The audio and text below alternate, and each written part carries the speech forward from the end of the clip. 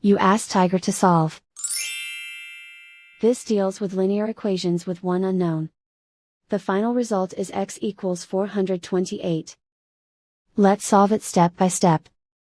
Group all constants on the right side of the equation. Add 56 to both sides. Simplify the arithmetic.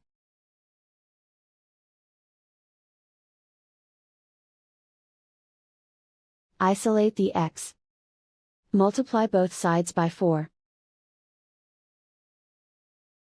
Group like terms.